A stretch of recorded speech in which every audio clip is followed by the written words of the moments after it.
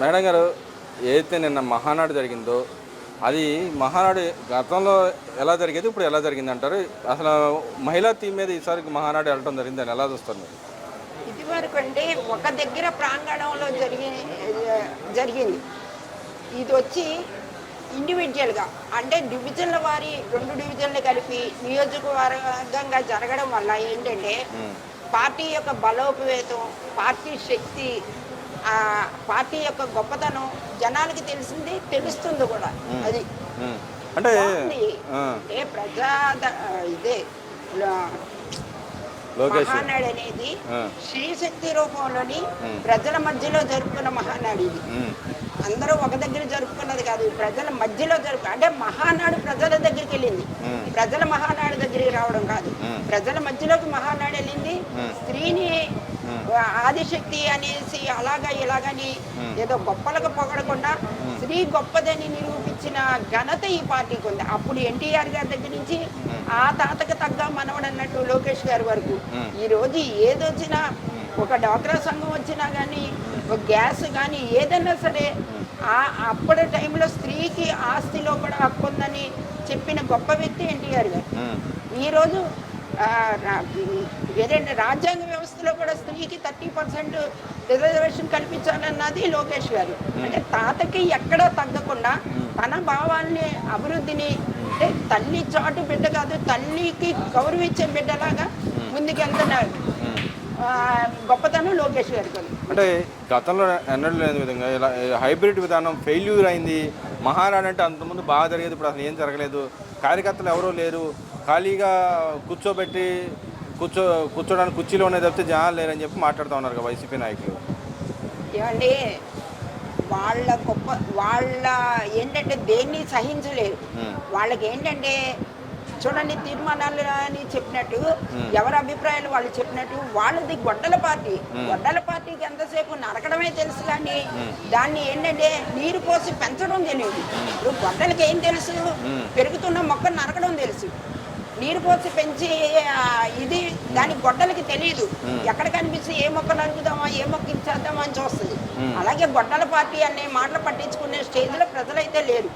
అంటే ఈరోజు రోజా వచ్చి కూడా మాట్లాడుతుంది, సైకో మహానాడు జరిగిందని చెప్పి మాట్లాడుతాం, సైకో పార్టీ మహానాడు జరిగిందని చెప్పి మాట్లాడుతుంది. నిజంగా మీ సైకో పార్టీ మహానాడు జరిగిందంటారు? నేను జరిగిందంతా సైకో పార్టీ ఎవరిదో, మావిగన్ పార్టీ ఎవరిదో, అమరావతి పార్టీ ఎవరిదో, అమరావతి పార్టీ ఎలాగుందో, మావిగన్ పార్టీ ఎలాగుందో ప్రజలకు తెలుసు. ప్రజలు చూస్తున్నారు, ప్రజల మనోభావాన్ని తెలియజేస్తున్నారు. అంటే ఇక్కడ మీది సైకో పార్టీ మహానాడు జరిగిందో, సైకో మహానాడు అని చెప్పి గతంలో టీడీపీ పార్టీలో పనిచేసిన రోజు ఇలాంటి వ్యాఖ్యలు చేయడానికి ఎలా దొరుకుతుంది? గతంలో ఒక మహిళా నాయకురాలుగా ఉన్నది, ఇప్పుడు కూడా వైసీపీ పార్టీ మహిళా నాయకురాలుగా ఉంది. మహిళల గురించి గొప్పగా చెప్పి మహిళల్ని కాస్త పార్టీ అంటే ఏ పార్టీ అయినా సరే మహిళలను ప్రాధాన్యత ఇస్తున్న దాన్ని కూడా ఇలా మాట్లాడుతాను ఎలా చూడొచ్చుంటారు? వాళ్ళ పార్టీలో మహిళలకు ఎక్కడ ప్రాధాన్యత ఇచ్చిందండి? చెల్లిని ఏం చేశారు, తల్లిని ఏం చేశారు? ఇక్కడ తల్లిని అవమానించిన నారా లోకేష్ గారు వెబ్బుల్లో విజృంభించారు. ఎక్కడ పరాభవం జరిగిందో అదే సభలో తన తల్లి గురించి గొప్పగా చెప్పుకున్న మహోన్నత వ్యక్తి నారా లోకేష్ గారు. ఆవిడికి పెద్ద పీట వేశారు. ఈ తల్లి నువ్వేం చేసావు? మర్యాద పూర్వకంగా విశాఖపట్నంలో సభ పెట్టి రాజీనామా చేయించావు.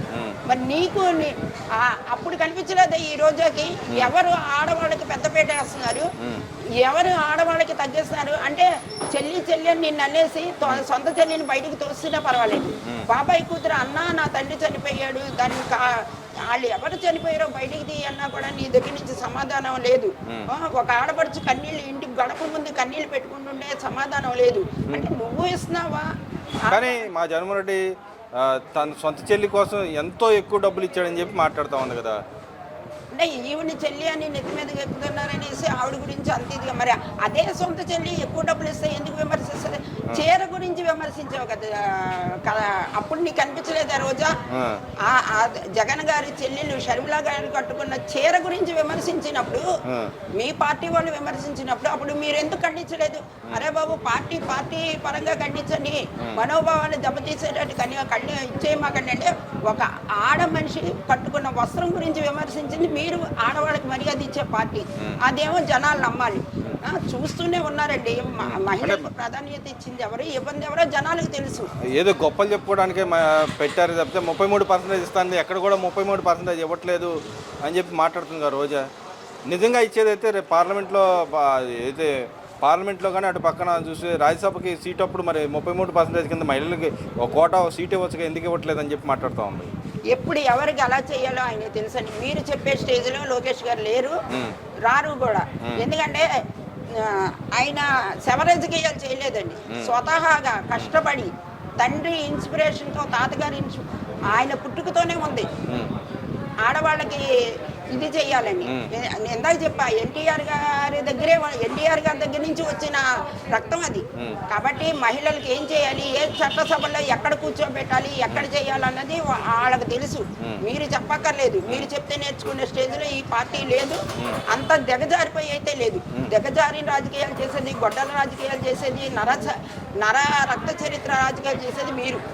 మరి నిన్న అయితే పార్టీలో కూడా తీర్మానాల్లో కూడా 7 తీర్మానాలు చేశారు. దాన్ని ఎలా చూడొచ్చుంటారు? బ్రహ్మాండంగా ఉంది. నువ్వు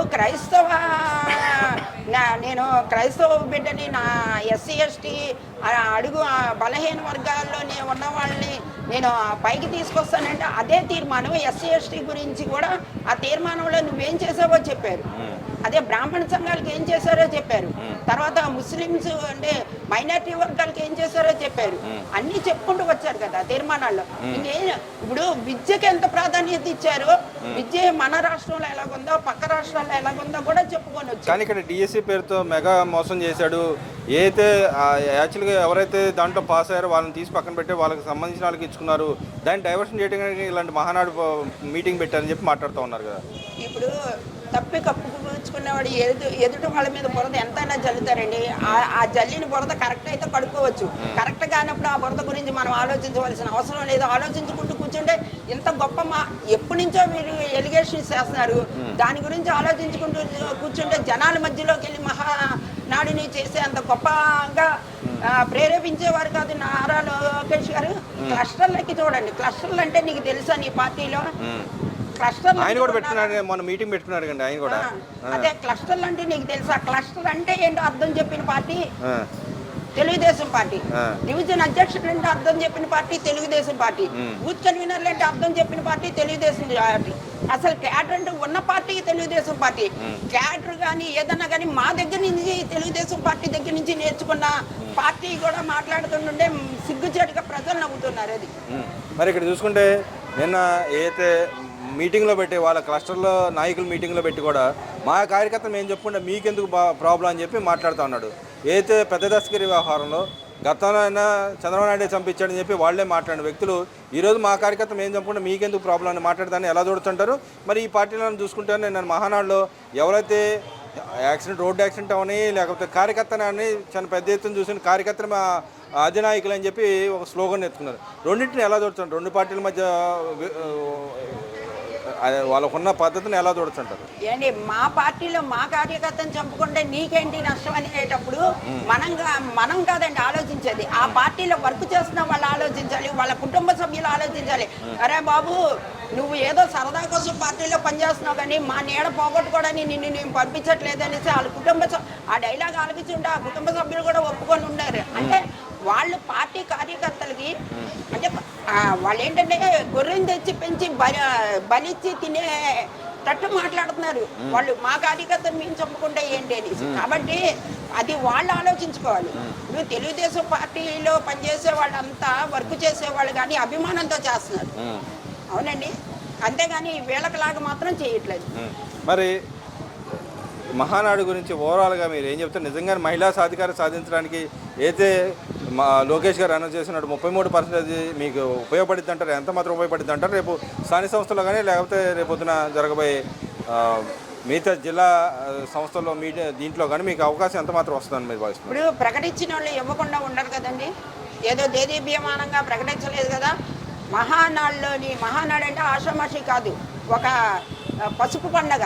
అలాంటి పండగలోని ప్రకటించినప్పుడు లోకేష్ గారు దానికి న్యాయం చేస్తారు, మహిళలకు పెద్దపీట వేస్తారు కాబట్టి వాళ్ళు ప్రకటించారు. అది మీరు వస్తుందని భావిస్తున్నారు? మహిళలకు ప్రాధాన్యత పెరిగినట్టు భావిస్తారా? ఇప్పుడు పెరగడం ఏంటండి? ఎప్పుడో పెరిగింది. మీరు అంటే ఇప్పుడు పెరిగిందని క్వశ్చన్ చేస్తారేంటండి? అప్పుడు ఎన్టీఆర్ గారి దగ్గర నుంచి ఇప్పుడు లోకేష్ అంటే గారి వరకు మాకు మహిళలకు రేపు ప్రాధాన్యత పెరిగింది. రాబోయే రోజుల్లో పార్లమెంట్లో మీకు చట్టబద్ధత చేయడానికి ట్రై చేస్తున్నారు. పార్టీలో ఉంటే ఉండొచ్చు కానీ చట్టబద్ధంగా ఎప్పుడూ లేదు. అది పార్టీ పరంగా ఇస్తే ఇచ్చి ఉండొచ్చు. ఇప్పుడు ఆయన కూడా ఇంకా మేము బలంగా ఇస్తాము అని చెప్పి పార్టీ పరంగా ఇంకా గట్టిగా చెప్పడానికి ఎలా చూడుతుంటారు ఇక్కడ? ఇస్తారు కాబట్టి చెప్పారు కదండి, ఇవ్వకుండా చెప్పరు కదా. ఇప్పుడు ఇవ్వకుండా ఏంటి తీసుకెళ్లి సంతకాలు చేయించి రాజీనామాలు చేయించే సెక్షన్ అయితే కాదు కదా. అంటే ఈ 2 ఏళ్లలో మహిళలు వెన్నుపోటు పొడిచాడని చెప్పి వాళ్ళు మాట్లాడుతూ ఉన్నారు. దాని మీద ఒక పుస్తకం కూడా రిలీజ్ చేశారు వైసీపీ వాళ్ళు. ఏమండి, ఇలాంటి వాళ్ళు 3 మంది పుట్టుకొస్తారండి. వాళ్ళు పుడుతూనే ఉంటారు, సస్తూనే ఉంటారు. అలాంటి మాటలు పెట్టుకొని కూర్చుంటాడు. ఇప్పుడు రాముడు దేనికి యుద్ధం చేశాడు? రాముడిని చంపడానికి. ఆయన బాణం వేస్తున్నా కలిసి పుట్టుకొనే వచ్చాడు. ఒకే దెబ్బ కుప్పకూలేటట్టు చేశాడు. అలాగే ఈ పార్టీలోని వాళ్ళు అంటూనే ఉంటారు, మా పనులు మేము చేసుకుంటూనే వెళ్ళిపోతూ ఉంటాము. అది ఏమవుతుందంటే వాళ్ళ విమర్శ మాకు వరంగా మాడదు. వాళ్ళు పగతో ఇస్తుంది, అది మాకు భక్తితో తగులుతుంది. అంటే రేపు రాబోయే రోజుల్లో మీలాంటి మహిళల్ని ఎంత మాత్రం మీరు పార్టీ పరంగా ఎలక్షన్లో మీరు గెలిపించుకోగలరంటారు? అలాగే పార్టీ బలం పెంచడానికి మహిళల్ని ఎంత మాత్రం మీరు మోటివేట్ చేయగలరంటారు? చేస్తామండి. మాకు ఎంత ప్రాధాన్యత.